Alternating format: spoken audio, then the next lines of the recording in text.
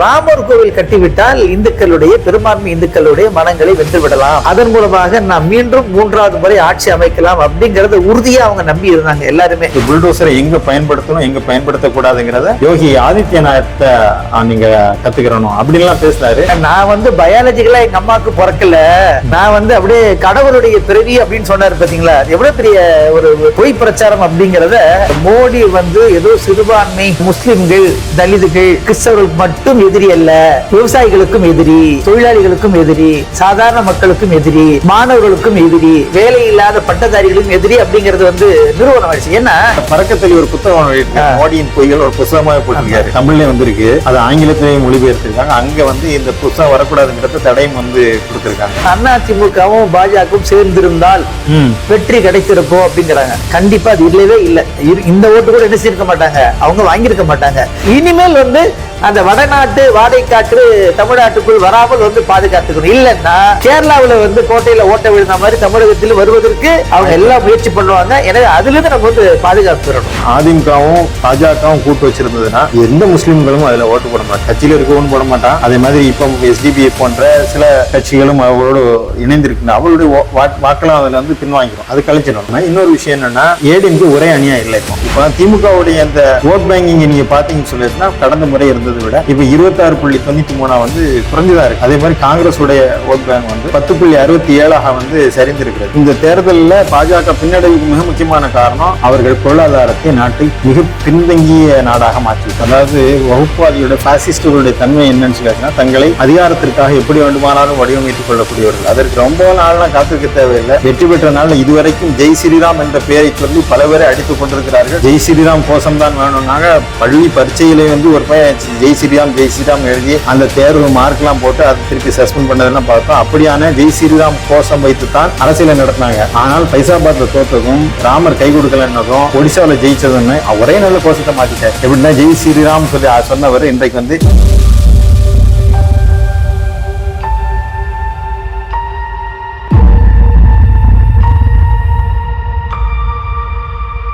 அன்பின் தோழமைகளுக்கு இறையருள் நிறைக. நீயும் நானும் நிகழ்ச்சியில் உங்களை சந்திப்பதில் மிக்க மகிழ்ச்சி அடைகின்றேன். இன்றைய நீயும் நானும் நிகழ்ச்சியில் நம்முடன் இணைந்திருப்பவர் ஜமாத் இஸ்லாமி ஹிந்த் தமிழ் மாநில செயலாளர் SN சிக்கந்தர் அவர்கள்.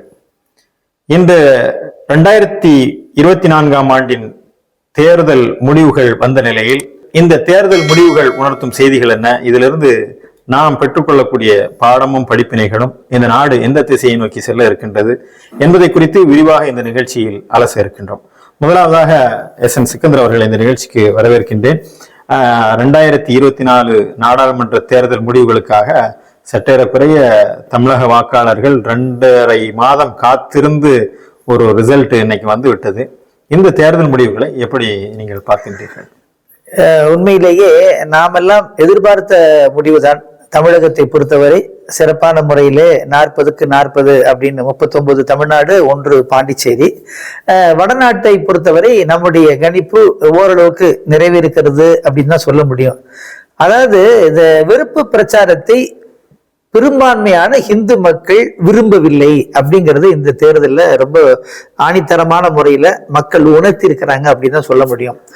இன்னொன்னு, வெல்ல முடியாத கட்சி அப்படிங்கிற பிம்பம் உடைக்கப்பட்டிருக்கிறது. அது ஒரு மிக முக்கியமான ஒன்று. மூணாவது என்னன்னு கேட்டீங்கன்னா, ராமர் கோவில் கட்டிவிட்டால் இந்துக்களுடைய பெரும்பான்மை இந்துக்களுடைய மனங்களை வென்று விடலாம், அதன் மூலமாக நாம் மீண்டும் மூன்றாவது முறை ஆட்சி அமைக்கலாம் அப்படிங்கறத உறுதியா அவங்க நம்பி இருந்தாங்க எல்லாருமே, அந்த சங் பரிவார் கூட்டம் எல்லாம். அப்படிலாம் இல்ல, கோவிலுக்கும் உனக்கும் எந்த சம்பந்தமும் இல்லை, நீ செய்வது பக்திக்காக அல்ல, உன்னுடைய அரசியல் முன்னேற்றத்துக்காக செய்கின்றாய் என்பதனை தெளிவான முறையில இவங்க அறிவிச்சிருக்கிறாங்க. அதுக்கு ஒரு உதாரணம், பெரிய ஆணித்தரமான ஒரு ஆதாரம் என்ன அப்படின்னு கேட்டீங்கன்னா, கோவில் கட்டப்பட்ட அயோத்தி நகர்ல உள்ள ஃபைசாபாத்துடைய பொது தொகுதியில சமாஜ்வாதி கட்சியினுடைய தலித் வேட்பாளர் வெற்றி பெற்றிருக்கிறார். அதுதான் ஒரு பெரிய ஹைலைட். அப்போ மக்கள் நீங்க ராமர் கோவில் கட்டிட்டீங்க அப்படின்னாலும் என்ன செய்யல, மற்ற மக்கள் எதிர்க்கிறது இருக்கட்டும். இப்ப தமிழகம் எதிர்க்கிறதுனா ஒரு பெரிய வியப்பு இல்லை, கர்நாடகா எதிர்க்கிறதுனா வியப்பு கிடையாது, கேரளா எதிர்க்கிறதுனா வியப்பு இல்லை. உத்தரப்பிரதேசத்துல அந்த கோவில் உள்ள அந்த நகர்ல, அதுவும் பொது தொகுதியில ஒரு தலித் வேட்பாளர் நிறுத்தப்பட்டு சமாஜ்வாதி கட்சிக்கு ஒரு பெரிய வெற்றியை அவங்க தந்திருக்கிறாங்க அப்படின்னா முற்றிலும் டோட்டலாக அவங்க அந்த கொள்கையை நிராகரிச்சிட்டாங்க. கோவில் கட்டுவதனால் எங்களுடைய உள்ளங்களை வெல்ல முடியாது, அது மட்டும் இல்லாம நீங்கள் செய்கின்ற பொய் பிரச்சாரத்திற்கு நாங்கள் ஆதரவு கொடுக்க மாட்டோம் அப்படிங்கிற ஒரு தெளிவை கொடுத்துட்டாங்க. அதுதான் நம்ம வந்து பெரிய இந்த தேர்தலில் பெரிய ஹைலைட்டாக நான் பார்க்க வேண்டிய ஒன்று. உண்மைதான், நீங்க சொன்ன மாதிரி அந்த தேர்தல் பரப்புரையில பிரதமர் மோடி வந்து ஸ்பெசிபிக்கா ராமர் கோயிலை மென்ஷன் பண்ணியே சொன்னாரு, இங்க பாருங்க இவங்க திறப்பு விழாவுக்கு வராதவங்க, காங்கிரஸும் சமாஜ்வாதி இங்க வரல. ரெண்டாவது இவங்க ஆட்சிக்கு வந்தாச்சுன்னு சொல்லியாச்சுன்னா இந்த ராமர் கோயிலை அவங்க பூட்டிடுவாங்க. அது மட்டும் இல்லாம அதுவும் பாபர் பூட்டை வந்து பூட்டிடுவாங்க, திருப்பி இந்த வழிபாட்டு தலத்தை இல்லாம ஆக்கிடுவாங்க. புல்டோசரை பயன்படுத்தக்கூடிய ஒரு சூழ்நிலை இருக்கு. புல்டோசரை எங்க பயன்படுத்தணும் எங்க பயன்படுத்தக்கூடாதுங்கிறத யோகி ஆதித்யநாத்தை நீங்க கத்துக்கிறணும் அப்படின்லாம் பேசினாரு. அதற்கு மக்கள் கொடுத்த உண்மையான ஒரு பதிலடி தான் இந்த தேர்தலில் அந்த முடிவு. மட்டும் இல்லாம ஊபியில கூட ஒரு பெரிய அளவில் அவங்க சரிவை சந்திச்சிருக்காங்க, நீங்க பார்க்கலாம். அதாவது பாதிக்கு பாதி போயிடுச்சுங்க. இப்போ அதாவது போன முறை 67 பேர் வெற்றி பெற்றாங்க, இந்த மாதிரி பாதி கூட என்ன இல்லை, அவங்களால வர முடியல. அதுதான் ஒரு பெரிய என்னன்னு கேட்டீங்கன்னா, ரெண்டாவது பிரதமர் வந்து அங்கேயே டெண்டடிச்சிருந்தாரு. அந்த அந்த யூபியை முன்னிலைப்படுத்தி தான் இவங்க ஒரே நாடு ஒரே தேர்தல் அப்படின்னு தானே சொல்லிட்டு இருக்கிறாங்க. ஏன் 7 கட்டமா நீங்க அமைக்கிறீங்க? அதுல பாத்தீங்கன்னா யூபி தொடர்ந்து வந்துகிட்டே இருக்கு. ஏன்னா மீண்டும் மீண்டும் பிரதமர் போகிறாரு, அங்க உள்ள முதலமைச்சர் என்ன அவங்க ஆட்சி தானே, யோகி அங்க பேசிட்டு இருக்காரு, என்னெல்லாம் பேசுனாங்க அப்படிங்கிறது ஊடகத்துல வரும்.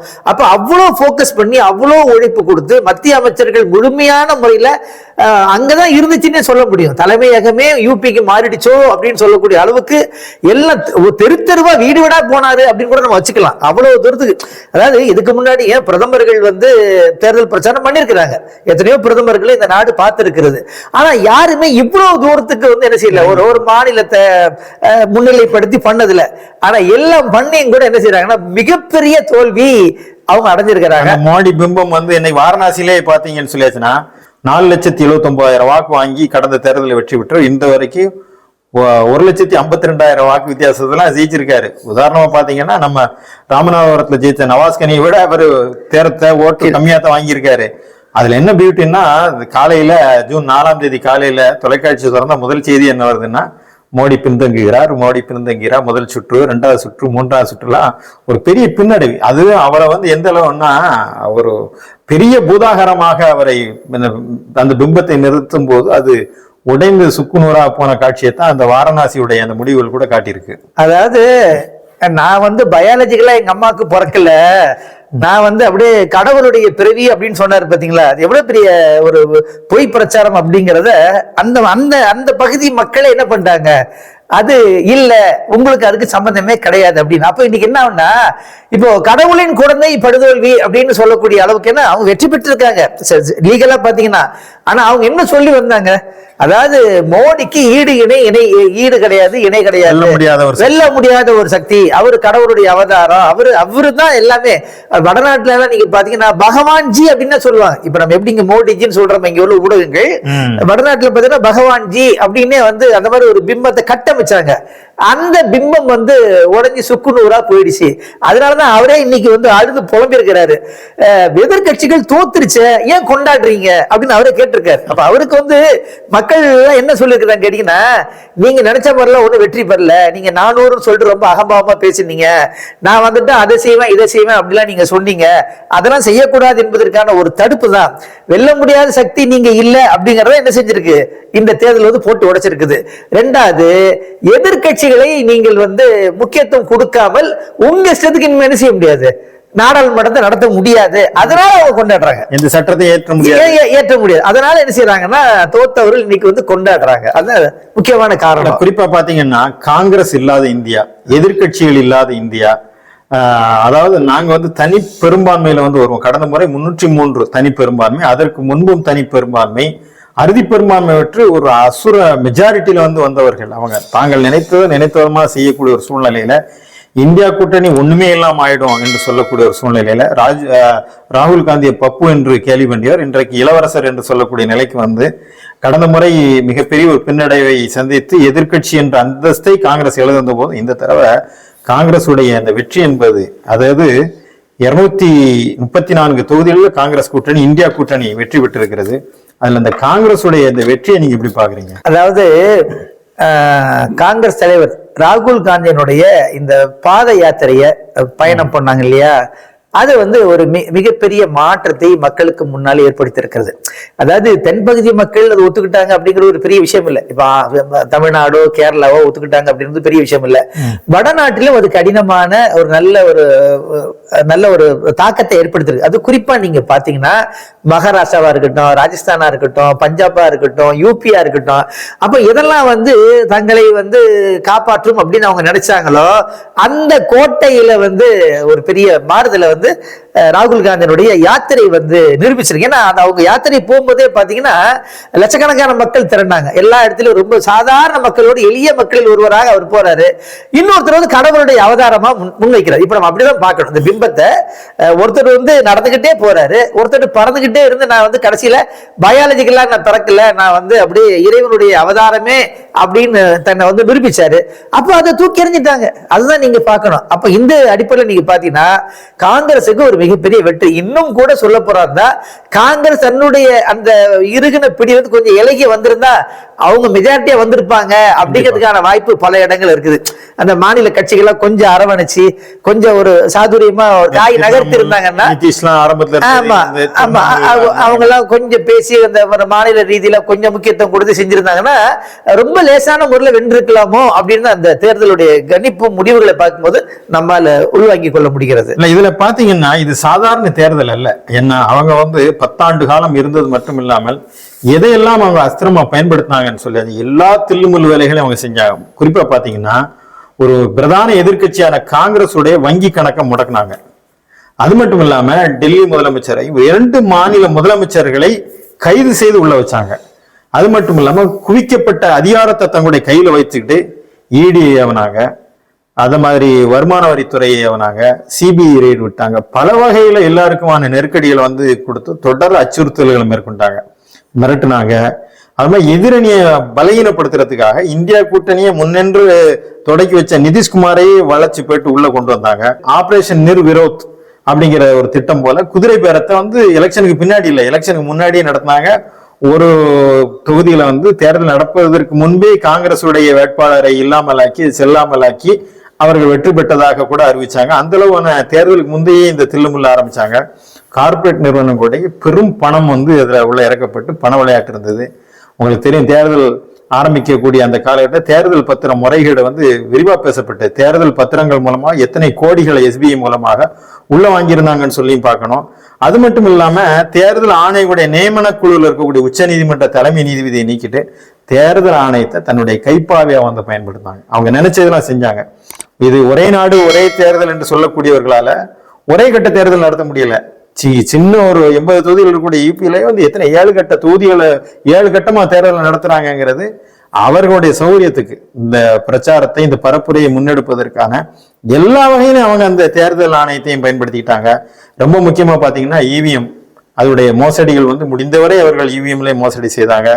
போலி வாக்குப்பதிவு சில வாக்குச்சாவடிகள்ல வாக்காளர் எண்ணிக்கை உதாரணமா 4400 இருக்காங்கன்னா வாக்குப்பதிவானது 4700 ஆயிருக்கு. அந்த மாதிரியான போலி வாக்குகள், கள்ள வாக்குகள், எங்களுக்கு போடலன்னா புல்டோசர் வச்சு வீட்டை இடிப்பேன்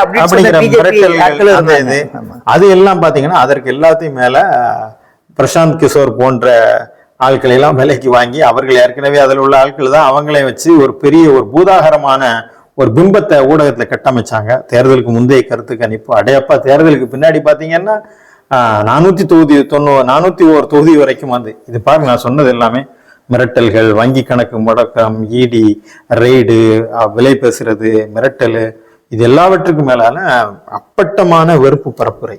இது எல்லாம் செஞ்சு எங்களை தாண்டியவர்கள் யாரும் இல்லை, நாங்க 400க்கு மேல வருவோம், தனி மெஜாரிட்டி, இனி இந்து ராஷ்டிரம் அமைப்போம் என்று சொல்ல அவ்வளோ பெரிய முயற்சியையும் தவிடுபொடியாக்குனதுதான் இந்தியா கூட்டணியுடைய ஒரு மகத்தான. அதுல 2 விஷயம் நம்ம வந்து ரொம்ப கொஞ்சம் நுணுங்கி பார்க்கணும். என்னன்னு கேட்டீங்கன்னா, இந்த வெறுப்பு பரப்புரையை முன்னெடுத்தாங்க இல்லையா, பிரபலமான ஸ்டார் வேல்யூ கொடுத்து பண்ணாங்க பாத்தீங்களா, அவர்கள் தோல்வி அடைஞ்சார்கள். இது நம்பர் 1. 2வது 19 அமைச்சர்கள் தோத்து இருக்கிறாங்க. அப்ப என்ன ஆச்சுன்னா, not only Modi, entire cabinet காலி அப்படின்னு தான் சொல்லணும் ஆக்சுவலா. அப்ப 19 அமைச்சர்கள், அதுல வந்து ஸ்மிருதி இரானியோட தோல்வின்னா அவங்களால வந்து நம்பவே முடியல. இப்ப கூட ஒரு பேச்சு நடந்துகிட்டு இருக்கு, அவர் அமைச்சரவையில கூட கொடுக்கலாம், தோல்வி அடைந்தாலும் பரவாயில்ல. அப்ப அதுல இருந்து என்ன தெரியுது, ரொம்ப முக்கியமானதா கருதப்படுகிறார். ஆனா அவரை என்ன செஞ்சுட்டாங்க, அந்த யூபி மக்களே வந்து ஒத்துக்கல அப்படின்னு தெரியுது. அப்ப இது வந்து என்டையர் வந்து அந்த மோடியினுடைய பரிவாரங்களுக்கு கிடைத்த பெரிய பலத்த அடி அப்படிதான் சொல்ல முடியும். ஏன்னா அவங்க, அதாவது ஒரு சாதாரண மக்கள் தோத்தா பரவாயில்ல, அவங்க என்ன செஞ்சிருக்கிறாங்க, அமைச்சர்கள் தோத்துருக்காங்க. இன்னொரு விஷயம் நீங்க கவனிச்சீங்கன்னா, ராஜஸ்தான்ல பன்ஸ்வாரால தான் மோடி வந்து பேசுறாரு. அதாவது அதிக குழந்தை பெற்றுக் கொள்வார்கள், அவர்கள் ஊடுருவக்காரர்கள் என்றால் முஸ்லிம்களை வந்து பேச வந்து ராஜஸ்தானுடைய பன்ஸ்வாரால. ராஜஸ்தானுடைய நிலைமை என்ன ஆயிடுச்சுன்னு சொல்லியாச்சுன்னா, அதுலயும் அவர்கள் பெரிய பின்னடைவு. குறிப்பா இந்த தொகுதியில 2,47,000 ஓட்டுல அங்கே பிஜேபி வேட்பாளர் வந்து தோற்கடிக்கப்பட்டார். இன்னும் பாத்தீங்கன்னா, ஹைதராபாத்ல ஒரு பள்ளிவாசல் முன்னாடி நின்று அம்பு விடுற மாதிரி ஒரு சைகை செய்த மாதவி லதா, அவங்க வந்து 1,11,149 ஓட்டுல தோத்தாங்க. அதே போல மகாராஷ்டிராவில் இருக்கக்கூடிய ஒரு வேட்பாளர் நவ்னீத் ராணா, அவங்க வந்து கடுமையான வெறுப்பு பரப்பி பேசினாங்க. 14,000 வாக்குகள் வித்தியாசத்துல அவங்களும் தோல்வி பெற்றாங்க. நீங்க பாத்தீங்கன்னா, யாரெல்லாம் வெறுப்பை முன்னெடுத்தார்களோ அவர்கள் எல்லாம் தோல்வி பெற்றார்கள். அதே நேரத்தில் இன்னொன்று கவலையான விஷயத்தை சேர்ந்து போயிருந்தோம், அனுராக் தாக்கூர் போன்றவர்கள் இன்னும் வெறுப்பை பேசி, எல்லாமே அதுல வந்து பிஜேபியில வந்து ஒரே மாதிரியான வெறுப்பு சிந்தனை கொண்டவர்கள் தான். ஆனால் இந்த வெறுப்பை பேசினவர்கள் வெற்றி பெற்றிருக்கிறார் என்ற ஒரு கவலையான அம்சம் இருக்கு. பாஜகவுடைய அந்த விழுக்காடு அதிகமானது, அவர்கள் வெற்றி பெற்றது என்பது கவலைக்குரிய விஷயம்தான். நாம் இந்த ஒரு இடத்துலயே நின்ற முடியாது. இருந்தாலும் கூட மக்கள் முழுமையாக ஏற்றுக்கொள்ளவில்லைங்கிறதையும் நாம இனத்தை வந்து பார்க்க வேண்டி இருக்கிறது. அதாவது என்னன்னா, நீங்க நம்ம இப்படி புரிஞ்சுக்கலாம், அரசியல் ரீதியா அவங்க பல இடத்துல தோத்து இருக்கலாம், அது வந்து டேட்டா அடிப்படையில்.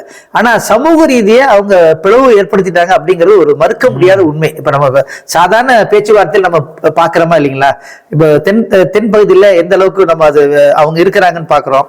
இப்ப வந்து கேரளாவில் ஒரு சீட்டு உள்ள வந்துட்டாங்க இல்லையா, அப்ப அது என்ன காமிக்குது அப்படின்னு கேட்டீங்கன்னா, இந்த கம்யூனிஸ்ட் கோட்டையில என்ன செஞ்சிருக்கிறாங்க, அவங்க ஒரு ஓட்டை போட்டுட்டாங்க அப்படின்னு தானே வந்து புரிய வருகிறது. அப்போ நம்ம வந்து விழிப்புணர்வோடு இல்லை அப்படின்னா தமிழகமும் கூட என்ன செய்யும், அந்த பாதிப்பு வந்துடும் அப்படிங்கிற நிலைமையை வச்சு பார்க்கணும். ஒரேடியா இன்னொரு நீங்க பாத்தீங்கன்னா, வட மாநிலங்கள் அவங்க வந்து தேர்தல் ரீதியாக வந்து பின்தங்கி இருக்கிறாங்க. தென் மாவட்டங்கள் அவங்களை வந்து தூக்கி பிடிக்குதோ, தென் மாநிலங்கள் தூக்கி பிடிக்குதோ அப்படிங்கிற ஒரு பிம்பம் ஒண்ணு ஏற்பட்டிருக்கு. இது ரொம்ப கவலைக்குரிய ஒன்று. இல்ல, அந்த ஒடிசாவுடைய வெற்றியும் தெலுங்கானாவுடைய அந்த வெற்றியும் எல்லாம் வந்து கர்நாடகாவுடைய வெற்றி பார்க்கும்போது அது உண்மையிலேயே கவலை தரக்கூடிய ஒரு விஷயம் தான். ஊபியுடைய தோல்வி மரணஅடி என்று சொன்னால் இதையும் கூட நம்ம இணைத்து பார்க்க. அதாவது நம்ம வந்து எப்பவுமே சங் பரிவார்களை வந்து வெறும் தேர்தல் சக்தியாக மட்டும் பார்க்க கூடாது. சமூகத்தை பிளவு ஏற்படுத்தக்கூடியவர்கள், ரொம்ப அபாயகரமானவர்கள். அந்த அடிப்படையில வந்து இப்ப நம்ம வந்து கொண்டாடணும் அப்படி கூட சரியான இதை கிடையாது ஆக்சுவலா. இன்னும் நம்முடைய பொறுப்பு வந்து கூடுதலாக இருக்கும். ஆனா அவருடைய முழுமையான திட்டங்களை வந்து முன்னால் செயல்படுத்துவது போன்று வேகமாக செயல்படுத்த முடியாது. அதான தவிர, ஆனா முழுமையா வந்து இந்தியா ஒரு நல்ல வலிமையான இந்தியாவா அமையுமா அப்படின்றது ஒரு பெரிய கேள்விக்குறி. அவங்க ஆட்சியில இல்லாவிட்டாலும் அவங்க செயல்படுத்த அந்த நீதித்துறைய அவங்க எப்படி எல்லாம் வந்து செதுச்சு வச்சிருக்காங்க. ஆட்சி மன்றங்கள் இருக்கிறது, அதாவது நிர்வாக ரீதியான அவர்கள் ஊடுருவது, கல்வித்துறையில ஊடுருவது, இதையெல்லாம் போக்குவதற்கு ஒரு நீண்ட காலமே நமக்கு தேவை இருக்கும். ஆனாலும் கூட இவங்க தனி மெஜாரிட்டி வந்தால் நாட்டை என்ன பாடு பண்ணியிருப்பாங்களோ அந்த கவலையிலிருந்து நம்ம மீண்டு இருக்கிறோம். இதுல குறிப்பா பாருங்க, இந்த தேர்தல் பரப்புரையில ஒரு பிரதமர் தன்னுடைய அந்தஸ்தை இழந்து தரக்குறைவாக, தரம் தாழ்ந்து, கீழ்த்தரமாக தன்னுடைய குடிமக்களை பார்த்தே வந்து சொல்றாரு, அதிக குழந்தை பெற்றுக் கொள்ளக்கூடியவர்கள், ஊடுருவல்காரர்கள், அதுவும் இந்துக்களே உங்களுடைய தாலிய பிடுங்கி அவங்களுக்கு கொடுத்துருவாங்க.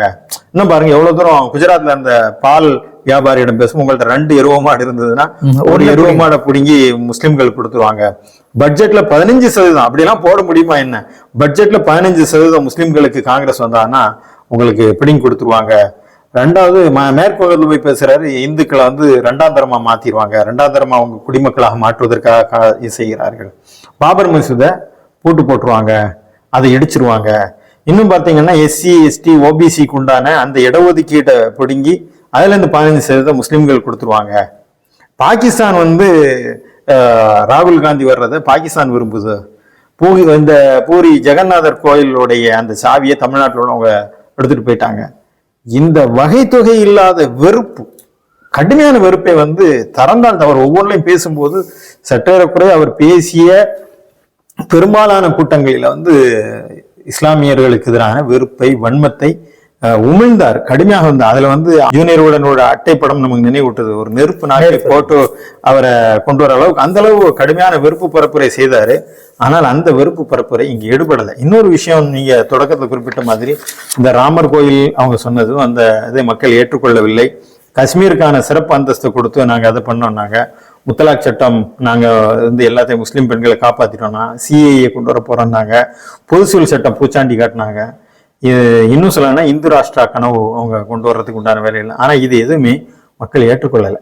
உண்மையிலேயே மக்கள் ஏற்றுக்கொள்ளவில்லை என்பது ஒருவர் இருந்தாலும் கூட, இன்னும் கூட மக்கள் வெறுத்ததற்கு இன்னும் காரணம் என்னன்னா, கடுமையான வேலையில்லா திண்டாட்டம், பொருளாதார நெருக்கடி, கார்பரேட் அதானி அம்பானிகளுக்கான ஒரு பெரும் இடத்தை வந்து கொடுத்தாங்க. இந்த எல்லாமே சேர்த்து தான் வந்து குறிப்பா இன்றைக்குள்ள அந்த புள்ளி விவரங்களை பார்க்கும்போது வட மாநிலங்கள்ல கிராமப்புறத்தில் இருக்கக்கூடிய பகுதிகளில் மிகப்பெரிய அடி வந்து பாஜக விழுந்திருக்கு. இன்னும் சொல்ல போனா ஆதிவாசிகளுடைய ஓட்டு, விவசாயிகளுடைய ஓட்டு, அந்த கார் ஏத்தி இந்த விவசாய போராட்டத்தை கொண்டாட அந்த அவருடைய அந்த ஆளும் இந்த தேர்தலில் கடுமையான ஒரு தோல்வியை சந்திச்சிருக்காரு.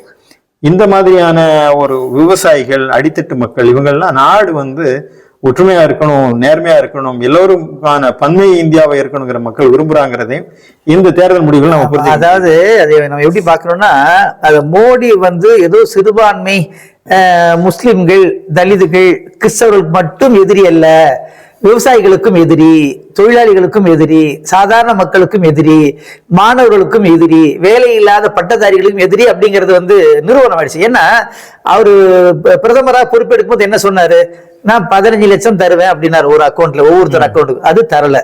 ஆண்டுக்கு 2 கோடி பேருக்கு நான் என்ன செய்வேன், வேலை வாய்ப்பை ஏற்படுத்துவேன்னாரு. அது அவர் கொடுக்கல. அவர் என்ன சொன்னாரு, எதுவுமே செய்யலையே. அப்ப ரெண்டு விஷயம் அவரை பத்தி வருது. என்னன்னு கேட்டீங்கன்னா, ஒண்ணு வன்முறை, வெறுப்பு, துவேஷம், அவதூறு, இது அள்ளி வீசுறது ஒண்ணு. ரெண்டாவது மகா பொய். அந்த மாதிரி வந்து கோயபல்ஸே தோத்துரும் இவர்கிட்ட. அதாவது பொய்யினாலும் இதுவரைக்கும் இந்த மாதிரி போய் பேசக்கூடிய ஒரு பிரதமர் இல்லை. அதாவது இப்படி இருக்கு. அதாவது கட்சிகளை பாத்தீங்கன்னா, பறக்கத்தளி ஒரு புத்தகம் மோடியின் பொய்கள் ஒரு புத்தகமாக போட்டிருக்காரு. தமிழ்ல வந்திருக்கு, அது ஆங்கிலத்திலேயே மொழிபெயர்த்திருக்காங்க. அங்க வந்து இந்த புத்தகம் வரக்கூடாதுங்கிறத தடையும் வந்து கொடுத்திருக்காங்க. ஆமா, அதனால அந்த அவருடைய பொய்யை வந்து தொகுத்தா பெரிய வாலியமா 100 பொய்ன்னு சொல்லிருக்காரு. 1000 பொய் போடலாம் சொல்ல அவர் புக்குக்கு வந்து. ஏன்னா சொல்லிட்டு இருக்க காலகட்டத்தில் அவ்வளவு சொல்லியிருப்பாரு. இப்ப நிறைய சொல்லிட்டு இருக்காரு. அதாவது என்னன்னா, இங்க நம்ம ஒண்ணு கவனிக்கணும். பொதுவா இந்த எலெக்ஷன்ல வந்து தேர்தலில் வந்து கட்சிகள் வந்து பேசுவாங்க. அப்ப அதுக்குன்னு வந்து ஒரு 3ஆம் தர பேச்சாளர், 4ஆம் தர பேச்சாளர் இருப்பாங்க. அவங்க வந்து ஒரு சாதாரணமா தரக்குறைவா பேசுவாங்க. அது யாரும் கண்டுக்க மாட்டாங்க. இங்க என்ன அப்படின்னு கேட்டீங்கன்னா, பிரதமரே இறங்கி வர்றாரு. இறங்கி வந்து ஒவ்வொரு இடத்துலயும் போய் பேசுறது, அவதூறு பேசுறது, பழிச்சொற்கள் சொல்றது, அதாவது நடக்காததெல்லாம் இல்லாததெல்லாம் பத்தி எல்லாம் பிரச்சாரம் பண்றது. இந்த மாதிரி ஒரு கீழ்த்தரமான பிரச்சாரத்தை இதுவரைக்கும் யாருமே வந்து என்ன செஞ்சதில்லை, பண்ணதில்லை. அதை கொஞ்சம் கூட கூச்ச நாச்சம் இல்லாம என்ன செஞ்சிருக்கிறாரு, இவர் செஞ்சிருக்கிறாரு. அந்த செஞ்சதுக்கான டோட்டல் நிராகரிப்பு தான் இந்த தேர்தலுடைய முடிவு. அதே போல தமிழ்நாட்டை நம்ம பார்த்தோம் சொல்லிச்சுன்னா, மற்ற மாநிலங்களை எடுக்கும்போது தமிழ்நாடு வந்து ஒரு மிகப்பெரிய ஒரு வெற்றியை தான் வந்து இந்தியா கூட்டணிக்கு வந்து கொடுத்துருக்காங்க. 40க்கு 40ங்கிறது அசாத்தியமான ஒரு வெற்றி தான். அதனால வந்து அதுல பாத்தீங்கன்னா, பிரதமர் மோடி வந்து குறிப்பா தமிழ்நாட்டுக்கு 8 முறை வந்து வந்திருக்காரு, ரோட் ஷோ நடத்தியிருக்காரு, மிகப்பெரிய முக்கியத்துவம் கொடுத்திருக்காரு. மட்டுமல்லாமல் இங்க இருக்கக்கூடிய பாஜக வேட்பாளர்கள்ல பாத்தீங்கன்னா, ஒரு கவர்னரையே இங்க திரும்ப அழைச்சி போட்டியிட சொன்னாங்க. பாஜகவுடைய தமிழ்நாட்டுடைய மிக முக்கியமான தலைவர்களை நிறுத்தினாங்க. நயினார் நாகேந்திரன் மாதிரி பெரும் பண முதலைகளை எல்லாம் நிறுத்தி பெரிய அளவில் அவங்க முயற்சி பண்ணாங்க. ஆனால் அவர்களுடைய அந்த இது எடுபடுறது. தமிழ்நாடு வெற்றியை நீங்க எப்படி பாக்குறீங்க? இல்ல, தமிழ்நாட்டுல வந்து ஒரு கருத்து என்னன்னு கேட்டீங்கன்னா, அதிமுகவும் பாஜகவும் சேர்ந்திருந்தால் வெற்றி கிடைச்சிருக்கும் அப்படிங்கிறாங்க. கண்டிப்பா அது இல்லவே இல்லை. இந்த ஓட்டு கூட என்ன செய்யிருக்க மாட்டாங்க, அவங்க வாங்கியிருக்க மாட்டாங்க. ஏன்னா அதிமுகல வந்து சிறுபான்மையெல்லாம் இருக்கிறாங்க இல்லைங்களா, தலிதுகள் இருக்கிறாங்க, கிறிஸ்தவ பெருமக்கள் ஆதரவு கொடுக்குறாங்க. அப்ப அதிமுக தனியா இருக்க போய் தான் இவங்க ஆதரவு கொடுத்தாங்களே தவிர, இது பிஜேபி கூட சேர்ந்து என்ன செய்யிருக்க மாட்டாங்க, கண்டிப்பாக ஆதரவு கொடுத்துருக்க மாட்டாங்க. இது ஒண்ணு. ரெண்டாவது, இந்த பிஜேபி தலைவர்கள் வாங்கின வாக்கு சதவீதம் என்ன அப்படிங்கறது நீங்க பார்க்கணும். உதாரணமா இப்ப வந்து அண்ணாமலை ரொம்ப ப்ரொஜெக்ட் பண்ணாங்களா இல்லைங்களா, அவருடைய சொந்த தொகுதி திருச்சியில அரவக்குறிச்சி தொகுதியில 20,000 கீழே வாக்கு வாங்கியிருக்கிறார். அப்போ அதை விட 3 மடங்கு காங்கிரஸ் வாங்கியிருக்கு. அங்கதான் நீங்க பார்க்கணும். அப்போ எவ்வளவு பிரச்சாரம், அவர் வந்து டெய்லி காலையிலயும் மாலையிலும் பேசிக்கிட்டே இருப்பாரு. எவ்வளவு தூரத்துக்கு போய் பிரச்சாரம் தள்ளி விட்டாங்க. அப்ப சொந்த தொகுதியில கூட என்ன செய்ய முடியாது, அவங்களால வாங்க முடியாது. இப்ப கூட அவங்க வந்து 0 ஓட்டு அப்படின்னு தான் இன்னைக்கு ஒரு பொது பிம்பம் இருக்கு. அப்போ கண்டிப்பாக அதிமுகவும் பிஜேபி சேர்த்திருந்தாலும் கூட வெற்றி வந்து என்ன செஞ்சிருக்காது, அவங்களுக்கு வந்தே இருக்காது. ஏன்னா அதிமுக வந்து ஒரு மதசார்பற்ற கட்சியா தான் இங்க உள்ள தமிழக மக்கள் பாக்குறாங்க. அவர் எப்படி ஒரு திமுக ஒரு திராவிட கட்சியா பாக்குறாங்களோ அதே மாதிரி அதிமுக. அப்ப இந்த உணர்வு வந்து அவங்க முழுமையாக வந்து இந்த தேர்தலோட என்ன செய்யணும், அதிமுக அதை விட்டுட்டு வெளியே வந்துடணும். அதாவது 2 கட்சி இருக்கிறது நம்ம வந்து நல்லதுதான். ஏன்னா ஒரு கட்சி மட்டும் இருந்து அந்த மாதிரி இல்லாம எதிர்கட்சியா இருக்கிறது ரொம்ப நல்லதுதான். அப்ப அந்த பாரம்பரியத்தை நம்ம வந்து கை கொள்வோம். ஆனா என்ன பண்ணுவாங்க அப்படின்னு கேட்டீங்கன்னா, குறிப்பா இந்த பிஜேபி செய்யறது இந்தியா முழுவதும் அவங்களோட ஒரு ஃபார்முலா இருக்குங்க. மாநில கட்சியோட உறவாடுவாங்க, உறவாடி அந்த கட்சியை காலி பண்ணுவாங்க. இப்ப அப்படிதான் இப்பதான் கொண்டு வருவாங்க. இப்ப இந்த இடத்துக்கு வந்திருக்காங்களா இல்லையா, அடுத்து என்ன பேசுவாங்க, நாங்க இவ்வளவு ஓட்டு வாங்கியிருக்கிறோம். ஒரு கால் 2026 சட்டமன்ற தேர்தலில் எனக்கு 40 சீட்டு கொடு 50 சீட்டு கொடுன்னு ஒரு பேரத்தை ஆரம்பிச்சு கணிசமான சீட்டு வாங்கினாங்கன்னு வச்சுக்காங்க. அதை விட ஒரு பெரிய தற்கொலை முடிவு, அத்தோட அதிமுக க்ளோஸ் ஆயிடும். இப்ப வெளியே வந்த மாதிரி அப்படியே தக்க வச்சுட்டாங்கன்னா வருங்கால அதிமுக என்ன செய்யும், ஒரு ஷெல்டர் கொடுப்பாங்க தமிழக மக்கள். அப்போ வடநாட்டை விட தமிழகம் வந்து அதுக்கு ஒரு ரொம்ப தெளிவான மக்களாக இருக்கிறார்கள்.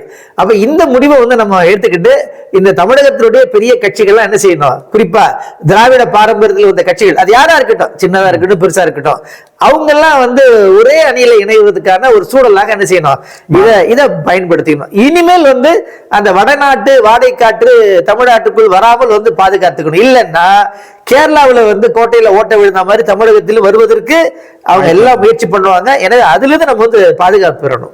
இல்ல அதுல குறிப்பா நீங்க சொன்ன கருத்தை வந்து நான் வந்து வரவேற்கிறேன். காரணம் என்னன்னு சொல்லியாச்சுன்னா, 17 தொகுதிகளில் அதிமுகவும் பாஜகவும் இணைந்திருந்தால் வெற்றி கிடைச்சிருக்குன்னு சொல்றாங்க. பல விஷயங்களை மறந்துடுறாங்க. நீங்க பாத்தீங்கன்னா மெஜாரிட்டியா வந்து தமிழ்நாட்டுடைய இந்த 40 தொகுதியில வாக்கு விகிதத்தை எடுத்து பாத்தீங்கன்னா லட்சக்கணக்கான வாக்குகள் வித்தியாசத்துல தான் ஜெயிச்சிருக்காங்க. குறைந்த வாக்குகள் வித்தியாசம்ங்கிறது குறைதான். அவங்க போட்ட அந்த 17 தொகுதி நம்ம எடுத்து பார்க்கும்போது அதுல முஸ்லிம்கள் வாக்குகளை கழிக்கணும். ஏன்னா அதிமுகவும் பாஜகவும் கூட்டு வச்சிருந்ததுன்னா எந்த முஸ்லிம்களும் அதுல ஓட்டு போட மாட்டான், கட்சியில இருக்கவும் போட மாட்டான். அதே மாதிரி இப்போ எஸ்டிபிஐ போன்ற சில கட்சிகளும் அவரோடு இணைந்திருக்கின்ற அவருடைய வாக்கெல்லாம் அதுல வந்து பின்வாங்கிடும். அது கழிச்சிடணும், அதை கழிக்கணும். அது மட்டும் இல்லாம இன்னொரு விஷயம் என்னன்னா, ஏடிஎம்கே ஒரே அணியா இல்லை. இப்போ அவருங்க இருந்தாங்கன்னா இப்போ ஓபிஎஸ் அணி இவங்க எல்லாம் ஒரே நேர்கோட்டில் வருவாங்களா, தினகரன், அப்ப இந்த வாக்குகள் அவங்களுக்குன்னு சில ஓட்டு வந்து இருக்கும். இப்படியான அந்த எந்த சிந்தனையும் இல்லாமல் அல்லது இந்த பாஜகவும் அதிமுகவும் உள்ள வரும்போது தமிழ்நாட்டுடைய நிலவரம் எப்படி மாறுங்கிறது இருக்கு. களச்சூழ்நிலை மாறும். சும்மா உட்காந்து டேபிள்ல உட்காந்து போடக்கூடிய கணக்குகள் என்பது அது தவறான கணக்கு தான். அதே நேரத்துல இந்த கவலை தரக்கூடிய விஷயங்களும் தமிழ்நாட்டை வந்து நாம் 40க்கு 40 என்று திருப்திப்பட்டு கொண்டாலும் கடந்த முறை இந்த திமுக கூட்டணி இந்த முறை வந்து 46.97 விழுக்காடு ஓட்டு வாங்கியிருக்கு. அதே மாதிரி ஏடிஎம்கே கூட்டணி பாத்தீங்கன்னா 23.5 விழுக்காடு வாக்கு வாங்கி இருக்கு. ஆனா இதுல பாத்தீங்கன்னா பிஜேபியுடைய வாக்கு விழுக்காடு வந்து 11.24 அதிகரிச்சிருக்கு. நாம் தமிழர் தனியா 8.10% வாங்கியிருக்காங்க. இப்ப திமுகவுடைய அந்த ஓட் பேங்கிங் நீங்க பாத்தீங்கன்னு சொல்லிச்சுன்னா கடந்த முறை இருந்ததை விட இப்ப 26.93 வந்து குறைஞ்சுதா இருக்கு. அதே மாதிரி காங்கிரஸ் உடைய ஓட் பேங்க் வந்து 10.67 வந்து சரிந்திருக்கிறது. ஏடிஎம்கே உடைய ஓட் பேங்க் வந்து 20.46 குறைந்திருக்கிறது. இங்க என்னன்னா இவங்க வந்து வகுப்பாதிகளுடைய வளர்ச்சியாகவும் கூட சில விஷயங்கள் மெதுமெதுவாக அவர்கள் வந்து வளர தொடங்குகிறார்கள். இதுவும் நமக்கு வந்து ஒரு எச்சரிக்கை மணியை எடுத்துக்கொண்டு ஒரு தலைமுறை விழிப்புணர்வு பயணத்தையும் மேற்கொள்ள வேண்டியிருக்கிறது. அதனாலதான் இன்னைக்கு அவங்க என்ன செய்யறாங்கன்னா 2026 சட்டமன்ற தேர்தலில் நாங்க எப்படிங்கிறத காட்டுவோம் என்று மீண்டும் அடிபட்ட பாம்புகள் எந்த மாதிரி அவர்கள் அதுல செய்யணும் அப்படிங்கிறதுக்காக இன்னும் அவங்க விட்டு வைக்க மாட்டாங்க. ஆமா, தொடர்ந்து அவங்க செஞ்சுட்டு தான் இருப்பாங்க. ஏன்னா பல பேர் வந்து பிஜேபி ஒரு அரசியல் கட்சியாக தான் பாக்குறாங்க. அப்படி இல்லை, அது RSS சித்தாந்தத்தினுடைய ஒரு அரசியல் பிரிவாக தான் நம்ம பார்க்கணும். அதான் ஒரு உண்மை. அவங்க அரசியல ஜெயிக்கிறாங்க தோக்குறாங்க அதையும் தாண்டி சமூகத்துல வெறுப்பு பிரச்சாரத்தை செஞ்சுட்டே இருப்பாங்க, ஜாதிய பிரச்சாரத்தை செஞ்சுட்டே இருப்பாங்க, மதவாத பிரச்சாரத்தை முன்னெடுப்பாங்க, மக்களுக்கு மத்தியில பிளவு ஏற்படுத்துறதுல வந்து கண்ணும் கருத்துமா இருந்து அதே குறிக்கோளாக இரவு பகலாக அதுக்கு பாடுபட்டு கொண்டே இருப்பார்கள் எல்லா பொழுதிலும். அப்ப அதுல இருந்து மக்களை வென்றெடுக்கக்கூடிய காப்பாற்றக்கூடிய மிகப்பெரிய பொறுப்பு தங்களை திராவிட கட்சிகள் அப்படின்னு அடித்துட்டு இருக்காங்க பாத்தீங்களா, அந்த தலைவர்களுக்கு அதிகமாக வந்து இருக்கிறது. ஆக பிஜேபியை வெறும் அரசியல் கட்சியாக மட்டுமே பார்க்காமல் சமூகத்தை பிளவுபடுத்தக்கூடிய ஒரு நாசகார சக்தி, ஒரு பாசிச சக்தி அப்படிங்கிற புரிதலோடு நம்ம வந்து தமிழகத்தில் செயல்படணும். அதே போல அவங்க வந்து மதவாதியாக பாசிசம் வந்து வெறுப்பை விதைத்தாலும் கூட நாட்டு வளர்ச்சிக்கு அவர்கள் பாடுபடலை. அச்சேதன் என்று சொன்னார்களே, இந்த தேர்தலில் பாஜக பின்னடைவுக்கு மிக முக்கியமான காரணம் அவர்கள் பொருளாதாரத்தை நாட்டை மிக பின்தங்கிய நாடாக மாற்றிவிட்டார்கள். ஜிடிபி விழுக்காடு மிக வேகமாக சரிந்து விட்டது. ரகுராம் ராஜன் வந்து இதை குறித்து ஒரு புத்தகம் எழுதியிருக்காரு. இந்தியாவுடைய சரிவு, ரெண்டாவது வேலை இல்லாத திண்டாட்டம், நாட்டில் வேலையில்லா இளைஞர்கள் அதிகரிப்பு வந்து ஒரு நாட்டை மிகப்பெரிய அளவுக்கு பின்ன கொண்டு போயிருச்சு. பொருளாதாரம் பக்கடை வித்து பொழைச்சுக்காங்கன்னு சொன்னார். படிச்சவங்க பக்கடை வித்து பண்ணுங்க. இப்ப கேஸ் சிலிண்டருடைய விலை பாத்தீங்கன்னா எவ்வளவு, பெட்ரோலுடைய விலை தொடர்ந்து எவ்வளவு நாளாக நீடித்திருக்கு. நாட்டுடைய பொருளாதாரமும் சரிந்திருக்கிறது. இவர்களுடைய இது வந்து கார்பரேட் கம்பெனிகள் வளர்ந்திருக்கின்றன, எளிய மக்கள் வந்து சரிந்திருக்கின்றார்கள். ஆனா இது எல்லாம் வச்சு பார்க்கணும். நீங்க சொன்ன மாதிரி பாஜக என்பது ஒரு அரசியல் கட்சி என்ற ரீதியில பார்ப்பதை விட RSS உடைய ஒரு தீய கொள்கை வடிவம், அரசியல் வடிவம் தான் பாஜக.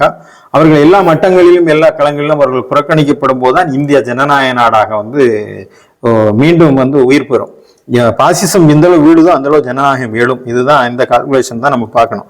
இப்போ நம்ம தேர்தலை குறித்து ஓரளவு நம்ம இந்திய அளவிலையும் தமிழக அளவிலையும் நம்ம பார்த்துட்டோம். குறிப்பா இனி அடுத்து என்ன?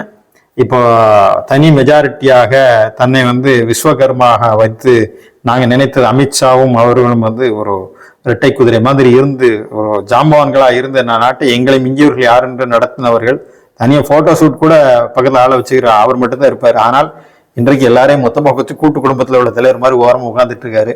இந்த பக்கம் நிதிஷ், இந்த பக்கம் சந்திரபாபு நாயுடு. இவங்களை வச்சுக்கிட்டு 272 வேணும், 240 கையில இருக்கு. இப்போ ஒரு கூட்டணி ஆட்சி என்ற நிலையிலிருந்து அவருடைய செயல்பாடுகள் எப்படியெல்லாம் வந்து தடுமாற்றமா இருக்கும், இந்த ஆட்சி நீடிக்குமா? அதாவது மோடியை பொறுத்த வரைக்கும் கூட்டாட்சி நடத்தி அவருக்கெல்லாம் பழக்கம் கிடையாது. அவர் குஜராத்தில் இருக்கட்டும், இது வரைக்கும் இருக்கட்டும், தன்னை ஒரு பெரிய பிம்பமா தான் அவர் வந்து கட்டமைப்பாரு. இப்ப அச்சேதின் அப்படிதான் சொல்லிட்டு இருந்தாரு. ஆனா இப்ப யதார்த்தம் என்னன்னு கேட்டீங்கன்னா, அவரு கையில வந்து அச்சய பாத்திரம் இல்ல, அவர் கையில பிச்சை பாத்திரம் இருக்கு. நிதிஷ்குமார் ரெட்டியும் சந்திரபாபு நாயுடு கட்டி கையில தான் அச்சய பாத்திரம் இருக்கிறது. அப்ப அவரு வந்து இவங்களை எதிர்பார்த்திருக்கிறாரு. சமீபத்தில் கூட ஒரு வீடியோ பார்த்திருப்பீங்க. அதுல சந்திரபாபு நாயுடு ஒரு மாசத்துக்கு முன்னாடி மோடியை பார்ப்பதற்கு போறாரு. டெல்லியில அவர் பார்க்க அனுமதிக்கல, வெயிட் பண்ணி திருப்பி வந்துட்டாரு. இப்ப என்னன்னா பொது ஒரு நிகழ்ச்சியில சந்திரபாபு நாயுடு எந்திரிக்கிறாரு, மோடி அவருக்கு பின்னாடி போய் கையை பிடிச்சி வாங்க வாங்கன்னு சொல்லி வலுக்காட்டாயமா உட்கார வைக்கிறார். அப்ப என்னன்னா மோடி புரிஞ்சுக்கிட்டாரு, என்ன இவங்க இல்லாம நம்ம வந்து இருக்க முடியாது. ரெண்டாவது வந்து இவங்க 2 பேரும் சாதாரணமானவர்கள் இல்ல. அதாவது இன்னைக்கு வந்து மோடி வந்து யாரால தாங்கப்படுறாருன்னா நிதிஷ்குமார், சந்திரபாபு நாயுடு, இந்த 2 பேர் இல்லாம என்ன செய்ய முடியாது. சமாஜ்வாதியும் தெலுங்கு தேசம் இல்லாம மோடி எல்லாம் தனியெல்லாம் ஒண்ணு செய்ய முடியாது. இவங்க 2 பேர் யாருன்னா அரசியல்ல பணம் நின்று கொட்ட போட்டவங்க. அவ்வளவு சீக்கிரமா என்ன பண்ண மாட்டாங்க, ஒத்துக்க மாட்டாங்க. இதுல என்ன பெரிய விஷயம் என்னன்னு கேட்டீங்கன்னா, இவ்வளவு நாள்ல கட்டமைச்சாங்களே, என்னெல்லாம் சொன்னாங்க வந்து அக்னி பாட்டை கொண்டு வருவோம்னாங்க, அது கொண்டு வர முடியாது. அப்ப 2011 அவங்க வந்து மக்கள் தொகை கணக்கெடுப்பு எடுத்தாங்க. சட்டப்படி 2021 எடுக்கணும். இப்ப 2027 எடுக்கக்கூடிய சூழல் உருவாகும். அதை வந்து என்ன செய்ய மாட்டாங்க, தெலுங்கு தேசம் வந்து கடுமையா எதிர்க்குது. நீ அந்த மாதிரி தொகுதி மறுவரையறை செய்வதை என்னால என்ன செய்ய முடியாது, ஏற்றுக்கொள்ள முடியாது. அப்ப அங்கே வந்து பிரேக். அதே மாதிரி என்ஆர்சியை வந்து சந்திரபாபு நாயுடு ஆரம்பத்துல இருந்து எதுக்குறாரு, இதெல்லாம் நான் ஒத்துக்க மாட்டேன் அப்படிங்கிறாரு. அப்புறம் முஸ்லிம்களுக்கு இடஒதுக்கீடு கொடுப்பேன் அப்படின்னு சொல்றாரு. ஏன்னா அவர் வந்து சிறுபான்மை வாக்கு நிறைய வாங்கியிருக்காரா இல்லைங்களா, அதனால வந்து நீங்க சொல்றது நாங்க ஒத்துக்க மாட்டேன் அப்படிங்கிறாரு. அதே மாதிரி வந்து காஷ்மீருக்கு தனி அந்தஸ்து நீ எடுத்துட்ட இல்லையா, இப்ப பீகாருக்கும் வந்து தெலுங்கானாவுக்கு கொடுங்க அப்படின்னு கேட்கறாங்க. இப்ப கொடுக்க வேண்டிய சூழல். அதாவது இவங்களோட கொள்கை ரீதியா பாத்தீங்கன்னா தனி மாநிலமே இருக்கக்கூடாது, தனி அந்தஸ்து இருக்கக்கூடாது அப்படின்னு தான் இவங்களுடைய கொள்கை. அதற்கு நேர் முரணாக இப்ப கொடுக்க வேண்டியது வரும். அடுத்து இப்ப என்னன்னு கேட்டீங்கன்னா, சபாநாயகர் பதவி எனக்கு கொடுங்கன்னு 2 பேருமே கேட்கிறாங்க. ஏன்னா இவங்க 2 பேருக்கு தெரியும் அடிப்பட்ட பாம்புகள். எப்படி இருந்தாலும் மோடியை இப்படியே விட்டோம்னா நம்ம கட்சி எம்பியை கூட என்ன செஞ்சிருவாரு, விலைக்கு வாங்கிடுவாரு. எனவே நம்ம சபாநாயகர் பதவியை வாங்கினோம்னா எம்பிகளை தகுதி எடுக்க செய்யக்கூடிய தகுதி வந்து சபாநாயகருக்கு உண்டு. அதை வச்சு நம்ம என்ன செய்யலாம், தங்களுடைய எம்பிக்களை காப்பாத்திக்கலாம் அப்படின்னு வராங்க. இது நம்பர் 1. ரெண்டாவது வந்து முக்கியமான இலாக்காக்களை கேட்டிருக்காங்க. அது 9ஆம் தேதி பதவி ஏற்புன்னு அனௌன்ஸ் பண்ணிருக்காங்க. ஆனா இவங்க முக்கியமான தொகுதியெல்லாம் கேட்கறாங்க. பிஜேபிக்குள்ள என்ன நடக்குதுன்னா நிதி, உள்துறை இதெல்லாம் வந்து பிஜேபி தான் வச்சுக்கணும். இந்த ரயில்வே துறை மாதிரி சில விஷயத்தை தான் எதிர்கட்சிகளுக்கு கொடுக்கணும் அப்படிங்கிறாங்க, கூட்டணி கட்சிகளுக்கு ஒதுக்கணும் அப்படிங்கிறாங்க. ஆனா இவங்க அதுல வந்து திருப்தி படுற மாதிரி இல்லை, எல்லாத்துலயுமே பங்கு கேட்கறாங்க. அதனால முன்ன மாதிரி அவங்க வந்து செய்ய முடியாது. குறிப்பா நீங்க சொல்றதா இருந்தா காமன் சிவில் கூட அவங்களால கொண்டு வர முடியாது. இந்த மக்கள் தொகை கணக்கெடுப்பு வந்து உடனடியாக என்ன செய்ய முடியாது, அதுல நிறைய வந்து இடையூறுகள் வரும். ஆமா, அதே மாதிரி எதிர்கட்சிகளை புறக்கணிச்சுட்டு இவங்க ஒண்ணும் செய்ய முடியாது. ரெண்டாவது, முன்னெல்லாம் கமிட்டி போட்டாங்கன்னா பாருங்க, தேர்தல் கமிஷன்ல பிரதமர் நியமிக்கிற ஒரு ஆளு, அப்புறம் வந்து கட்சி நியமிக்கிற ஒரு ஆள் இருந்துச்சா இல்லைங்களா? அதாவது இவங்க சங் பரிவார் என்ன நினைக்கிறாங்களோ அதை போட்டு செய்யக்கூடிய சூழல் இருந்துச்சு இது வரைக்கும். ஆனா இனிமே எதிர்கட்சிகள் எல்லாம் புறக்கணிச்சு நீங்க என்ன செய்ய முடியாது, கண்டிப்பா இவங்களை போடணும். அப்புறம் காங்கிரஸ் வந்து ஒரு வலிமையா இருக்குது, அப்ப எதிர்கட்சி தலைவர் அந்த என்ன செய்யணும், அது கொடுத்தாகணும். இவங்க 2 பேர்ல ஒருத்தருக்கு சபாநாயகர் கொடுத்துட்டாங்கன்னு வச்சுக்கோங்களேன், இந்த மக்களவை நடத்துறதே பிரச்சனை. அதாவது முன்னெல்லாம் நீங்க பாத்தீங்கன்னா பொதுவா எதுவுமே வாக்கெடுப்பு பண்ண மாட்டாங்க, எங்கேயோ ஒரு இடத்துல முடிவு பண்ணுவாங்க, அது கூட என்ன செய்வாங்க, இம்ப்ளிமெண்ட் பண்ணுவாங்க. வெறும் குரல் ஓட்டெடுப்பு மூலமாக எல்லா மசோதாக்களும் நிறைவேற்றப்படும். இனிமேல் அந்த இது நடக்காது. ஒவ்வொரு கட்டத்திலையும் வந்து அவங்க வந்து தடையா இருப்பாங்க, இவங்களுடைய அஜெண்டாக்களை வந்து முழுமையா செய்ய முடியாது. அதே நேரத்துல இவங்க வந்து ரொம்ப நாளைக்கு நீடிப்பாங்களா அப்படிங்கிறது ஒரு பெரிய சந்தேகம் இருக்கு. அதிகபட்சமாக அரசியல் வல்லுநர்கள் என்ன சொல்றாங்கன்னா 1 ஆண்டு நீடிக்கிறதே பெரிய விஷயம், ஏன்னா அவங்களால வந்து என்ன செய்ய முடியாது, டார்கெட் பண்ண முடியாது அப்படிங்கிறாங்க. ஆனா நம்ம ஒரு விஷயத்தை நம்ம வந்து உள்வாங்கிக்கலாம். என்னன்னு கேட்டீங்கன்னா, பிஜேபிக்கு ஒரு கடிவாளம் போடப்பட்டாச்சு, நம்பர் 1. ரெண்டாவது, ஸ்பீட் பிரேக்கராக சந்திரபாபு நாயுடு, நிதிஷ் இருக்கிறாங்க. இனிமே வேகமால என்ன செய்ய முடியாது, தான் நடத்திய ஸ்பீடுக்கு போக முடியாது. கண்டிப்பாக இவங்களை அனுசரிச்சு அல்லது இவங்களை தாண்டி அல்லது இவங்களை தாஜா பண்ணி அல்லது இவங்களை உள்வாங்கி கொண்டுதான் நடத்தணும். ரெண்டாவது வந்து இவங்க ஏற்கனவே கொள்கையில நிறைய முரண்பட்டவர்கள். அப்ப அந்த அடிப்படையில வந்து அது அந்த மாதிரி போவாங்க அப்படின்னு நம்ம எதிர்பார்க்க முடியாது. இருந்தாலும் கூட நான் ஆரம்பத்தில் சொன்ன மாதிரி சமூகத்திலே நம்ம வந்து ஒரு பெரிய விழிப்புணர்வை கொண்டு, இது வந்து நம்ம வந்து இவங்க தோத்துட்டாங்க, இது கூட்டணி கட்சி தான் அப்படின்னு நம்ம என்ன செய்யக்கூடாது, நம்ம அசால்ட்டா அலட்சியமா இருக்கக்கூடாது. இன்னும் இதை விட அதிகமாக பொறுப்புணர்வோடு நாம் வந்து இந்த களத்துல வந்து களமாடுறது ஒவ்வொருத்தருடைய கடமையாக நான் கருதுகிறேன். உண்மைதான். இப்ப வந்து மோடியை பொறுத்த வரைக்கும் அவர் வந்து கொள்கையில ரொம்ப உறுதியான ஆள்லாம் கிடையாது. சந்தர்ப்பவாதங்கள், அதாவது வகுப்புவாதியோட பாசிஸ்டுகளுடைய தன்மை என்னன்னு சொல்லியாச்சுன்னா, தங்களை அதிகாரத்திற்காக எப்படி வேண்டுமானாலும் வடிவமைத்துக் கொள்ளக்கூடியவர்கள். அதற்கு ரொம்ப நாள்லாம் காத்திருக்க தேவையில்லை. வெற்றி பெற்ற நாள் இதுவரைக்கும் ஜெய் ஸ்ரீராம் என்ற பெயரை சொல்லி பல பேரை அடித்துக் கொண்டிருக்கிறார்கள். ஜெய் ஸ்ரீராம் கோஷம்தான் வேணும்னாங்க. பள்ளி பரீட்சையிலே வந்து ஒரு பையன் ஜெய் ஸ்ரீராம் எழுதி அந்த தேர்வு மார்க்லாம் போட்டு அதை திருப்பி சஸ்பெண்ட் பண்ணதெல்லாம் பார்த்தோம். அப்படியான ஜெய் ஸ்ரீராம் கோஷம் வைத்துத்தான் அரசியலை நடத்தினாங்க. ஆனால் ஃபைசாபாத்ல தோத்ததும், ராமர் கை கொடுக்கலன்னதும், ஒடிசாவில் ஜெயிச்சதுன்னு ஒரே நல்ல கோஷத்தை மாட்டிட்டாரு.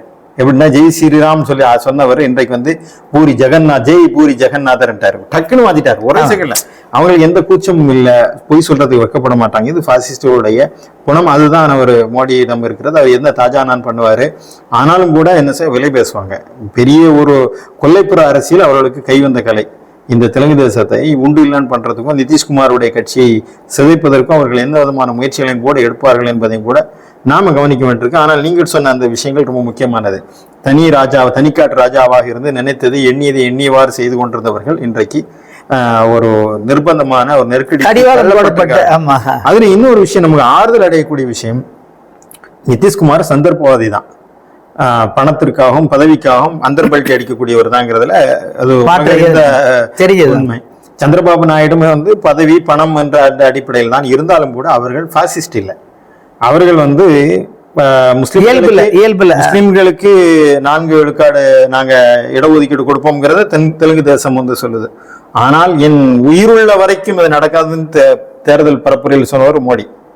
என் உயிருள்ள வரைக்கும் இந்த இடஒதுக்கீடு தான். ஆனால் இவர்கள் தேர்தல் அறிக்கையில நாங்க இடஒதுக்கீடு கொடுப்போம் அப்படிங்கிறாங்க. இப்ப என்ன நடக்க போகுதுன்னு தெரியல. நிதிஷ்குமாரும் வந்து முஸ்லிம்களுக்கான அவர்களுடைய செயல் திட்டத்தை வந்து அவர் விரிவாகவே தேர்தல் களத்தில் வந்து சொல்லி இருக்கிறாரு. அப்ப இப்படியான முரண் இருக்கும். என்ன நடக்கும் என்று சொன்னால், இவர்கள் இந்த இந்துத்துவ அஜெண்டாவை நிறைவேற்றுவதற்காக அவர்கள் திட்டம் போடக்கூடிய இடத்திலேயே நிதிஷும் சந்திரபாபு நாயுடும் சேர்ந்து அதை முறியடிப்பார்களா? இல்லை என்று சொன்னால் அதை அவர்கள் வெளியே கொண்டு வரும்போது எதிர்த்து நின்று நீங்க சொன்ன மாதிரி வெளியே வரும்போது அந்த ஆட்சி கவிழுமா என்பதெல்லாம் வந்து ஒரு மிகப்பெரிய ஒரு கேள்வியாக இருக்கிறது. இறுதியாக நம்முடைய பார்வையிலே இந்தியா கூட்டணிக்கு சில செய்திகளை சொல்ல வேண்டியிருக்கிறது. இந்தியா கூட்டணி வரும்போது கூட ஊடகங்கள் வந்து ரொம்ப பொய். இந்த கருத்து கணிப்பை பார்த்தா ஒரு ஆள் வந்து கண்ணீர் விட்டு அழுதாரு, நான் அந்த மாதிரி எல்லாம் பேசிட்டேன்னு சொல்லிட்டு. அந்த மாதிரி ஊடகங்களுடைய சாயம் வெளுத்து போனதும் இந்த தேர்தலில் மிக முக்கியமானது. அதுல இந்த ஊடகங்கள் தருகின்ற இந்த புள்ளி விவரங்கள் மாத்திரமல்லாமல் இவர்கள் எந்த வகையாக இந்த காட்சியை கொண்டு வந்தாங்கிற இந்த பங்குச்சந்தை சரிவு வரைக்குமான ஒரு சில செய்திகளையும் பார்த்திருக்கின்றோம். இந்த இந்தியா கூட்டணியை பொறுத்த வரைக்கும் இவர்கள் விழிப்புணர்வுடன் இருக்க வேண்டிய நேரமும் இதுதான். ஊடகங்கள் உடனே என்ன சொன்னாங்கன்னா, சரத்பவார் வந்து சந்திரபாபு நாயுடு பேசிட்டாரு, நிதிஷ்குமார்கிட்ட பேசுறாரு, அவங்க அங்கே இழுக்க பார்க்குறாங்க என்று. ஆனால் இந்தியா கூட்டணி அதை மறுத்திருக்கிறது. உண்மையிலே அது பாராட்ட தகுந்த விஷயம். என்னன்னா, குறுக்கு வழியில் எப்பவுமே போகக்கூடாது. சந்திரபாபு நாயுடு வந்து பிஜேபி அலையன்ஸ்ல தான் வின் பண்ணியிருக்காரு. இன்னைக்கு ஆட்சி அமைக்கணுங்கிறதுக்காக இந்தியா கூட்டணி வந்து அவரை விலை பேசி அவரை சமரசம் செய்து நீங்கள் துணை பிரதமர் என்று போட்டிருந்தாலும் கூட அது இந்தியா கூட்டணிக்கு பாஜக பின்னாடி வித்தியாசம் இல்லாம போயிடும். இந்த குதிரை பேர அரசியல், குறுக்கு வழி அரசியலை இந்தியா கூட்டணி வந்து நிராகரித்திருப்பது வரவிற்கு தகுந்த முடிவு. அவர்கள் சந்திரபாபு நாயுடையும் நிதிஷ்குமாரையும் உள்ள கொண்டு வந்து ஒரு கால்குலேட் பண்ணி பேசி மிரட்டி ஏதாவது பண்ணி அவங்க பிரதமர் கூட தர்றேன்னு சொல்லி கூட இந்த ஆட்சி அமைத்திருக்க முடியும். ஆனால் அந்த தவறான முடிவை அவர்கள் எடுக்கல. என்னன்னா பொறுத்திருந்து பார்ப்போம். நீங்க சொன்ன மாதிரி வேடிக்கை பார்க்கலாம், இனிமே என்ன நடக்குது, எப்படி பண்ண போறாங்கன்ட்டு. இந்த ஆட்சி இன்னும் நிலைத்திருப்பதற்கு, நீடித்திருப்பதற்கான வாய்ப்புகள் குறைவாகத்தான் அரசியல் நோக்கர்கள் வந்து சொல்கின்றார்கள். எது நடந்தாலும் இதுல இந்தியா கூட்டணி வந்து இன்னும் உறுதியாக தங்களுடைய கைகளை இணைத்துக் கொள்ள வேண்டும். காங்கிரஸ் தன்னுடைய மீண்டெழுந்து இன்றைக்கு 10 ஆண்டுகளுக்கு பிறகு எதிர்க்கட்சி அந்தஸ்தை வந்து பெற்றிருக்கிறது. அதை தக்க வைத்துக் கொண்டு நாடாளுமன்றத்துல களமாடணும். இன்றைக்கு மக்கள் வந்து ஆட்சியாளர்களை நம்பியிருப்பதை விட எதிர்க்கட்சிகளை நம்பி இருக்கக்கூடிய ஒரு சூழ்நிலை தான் இன்றைக்கு இருக்கிறது. ராகுல் அதற்கான மிக முக்கியமான ஒரு இடத்துல வந்து இருக்கிறாரு. எனவே நாடாளுமன்றத்துல வந்து தங்களுடைய கடமைகளை மிகச்சரியான முறையில் நிறைவேற்றணும். வாக்கு வங்கியை தக்க வைத்துக் கொள்வதற்கு மட்டுமல்லாமல் அதை அதிகப்படியாக வார்த்தெடுப்பதற்குண்டான வழிவகைகளை செய்யணும். இந்தியா கூட்டணி சிறு சிறு கருத்து வேறுபாடுகளை விட்டு ஒன்றிணைந்து செயல்படக்கூடிய ஒரு சூழ்நிலையும் அவர்கள் செய்ய வேண்டும். இதெல்லாம் செய்தார்கள் என்று சொன்னால் நிச்சயமாக காலம் கனியும். இந்த 5 ஆண்டு ஆட்சிகள் என்பது வெகு நாளுக்கு நீடிக்காது என்ற ஒரு சூழ்நிலை மீண்டும் இவர்கள் மடியில் வந்து அந்த கனிகள் விழக்கூடிய ஒரு சூழ்நிலையும் இருக்கிறது. இந்தியா மீளும், இந்தியா வாழும், பாசிசம் வீழும், ஜனநாயகம் வீழும் என்பதைத்தான் இந்த தேர்தல் முடிவுகள் கொண்டு வந்திருக்கின்ற. எனவேதான் வென்றவர்கள் முகத்தில் ஈயாடவில்லை, தோற்றவர்கள் எல்லாம் ஜெயிக்கின்ற அந்த காட்சி எனக்கு ரொம்ப முக்கியமா அந்த வலைத்தளங்கள் எல்லாம் வந்து பார்த்திருக்கான். 2 வகையான காட்சி இருக்கு. இந்தியா கூட்டணி தலைவர்கள் எல்லாம் இங்க உட்கார்ந்துட்டு இருக்காங்க, தோத்தவர்கள் தான். அதாவது மீனிங் என்னன்னா, ஆட்சியை இழந்தவர்கள் தான், ஆட்சியை பிடிக்க முடியல. இந்த 234 சீட்டு பிடிச்சவங்க 3 பேரும் கலகலப்பா சிரிச்சு கல்யாணோட மாதிரி இருக்கு. அங்க வந்து 292 எடுத்தவங்க 3 பேரும் சந்திரபாபு நாயுடு இப்படி இருக்காரு, நிதிஷ்குமார் இப்படி இருக்காரு, மோடி இப்படி உட்கார்ந்துட்டு இருக்காரு. அந்த இதெல்லாம் வந்து புரிஞ்சுக்கலாம். அவங்க வந்து நினைத்ததை சாதிக்க முடியல. இந்த வெற்றி வந்து அவர்களுக்கு மகிழ்ச்சி தராத ஒரு வெற்றி, இவர்களுக்கு மகிழ்ச்சி தருகின்ற தோல்வி. இதுதான் காலம் செய்கின்ற ஒரு மாற்றம். நமக்கு மீண்டும் நம்பிக்கையை துளித்திருக்கிறது. மீண்டும் இந்த இந்தியா வந்து மிகவும் தாழ்ந்து போய்விடவில்லைன்னு இந்த நேரத்தில் இந்திய வாக்காளர்களுக்கு ஒரு பெருமைமிகு வாழ்த்துக்களையும் நன்றியும் நாம் சொல்லி இந்த நிகழ்வை நிறைவு செய்கின்றோம். இந்தியா வாழும், பாசிசம் வீழும். அதற்கான முதல் அடியை இந்த தேர்தல் கொடுத்திருக்கிறது. மீண்டும் தொடர்ந்திருப்போம், இணைந்திருப்போம். நீயும் நானும் நிகழ்ச்சியில் வேறொரு தலைப்பில் மீண்டும் ஒருமுறை இணைந்திருப்பதற்கான ஒரு காலச்சூழல் வாய்க்கட்டும். எல்லா புகழும் இறைவன் ஒருவனுக்கே.